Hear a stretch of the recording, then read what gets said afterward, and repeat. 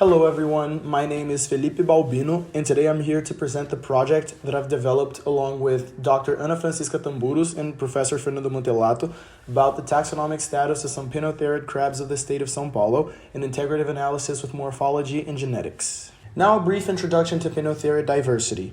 They're all small commensal crabs that inhabit tropical and temperate areas worldwide, usually inhabiting coastal and estuarine habitats. Although every species has a specific host, as a group they have a wide range of different hosts.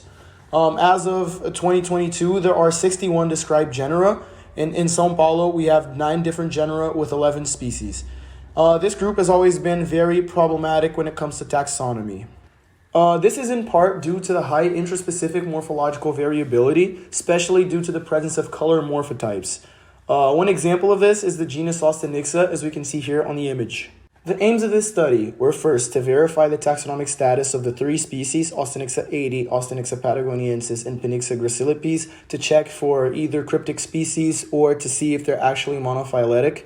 The other aim was to analyze the morphological variability within Austinixa aidae and Austinixa patagoniensis, and the third aim was to verify the distribution of these 3 species. Specimens for both morphological and molecular analysis were obtained from the 3 following collections. The morphological analysis was done under a Leica stereo microscope.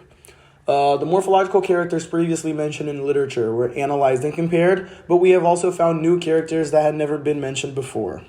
Tissue was extracted from the periopods of the crabs for DNA samples, and we targeted 2 genes, 16S and COI, although we've had difficulty amplifying COI sequences so far. The PCR techniques were done based on the methodology proposed by Ocampo et al. 2013. Phylogenetic analysis were done on IQ tree using the maximum likelihood method and the default parameters set by the program. And so far, only 16S sequences have been used to construct the trees. Here are the results.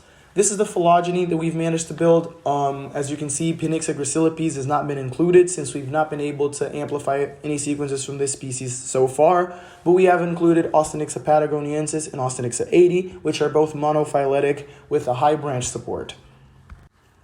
For Austinixa aidae, we have found that the front shape is very consistent for all specimens.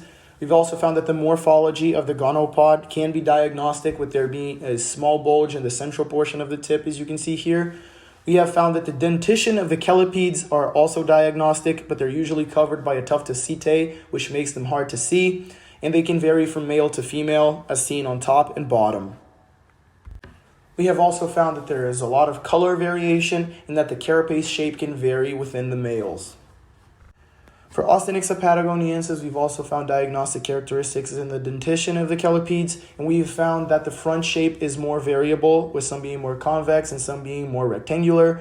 And we have also found that the morphology of the gonopod is quite distinct, with there being a cylindrical structure with a small projection on the very tip. And when it comes to intraspecific variation, we found that there are differences within the punctate color pattern, as you can see in this image.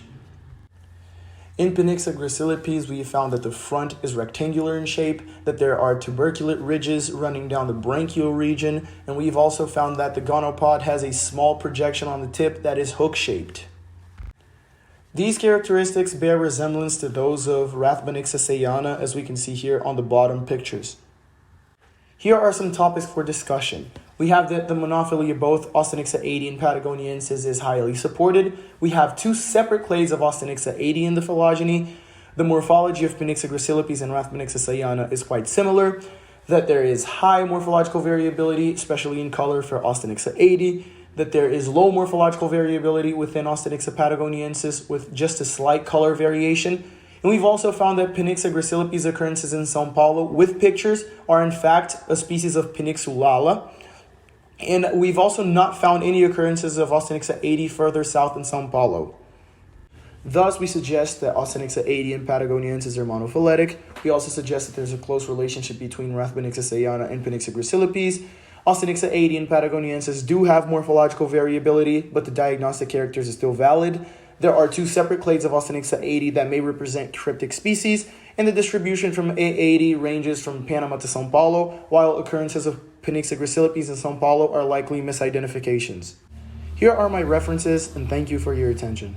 I would also like to thank the following research agencies for supporting this project.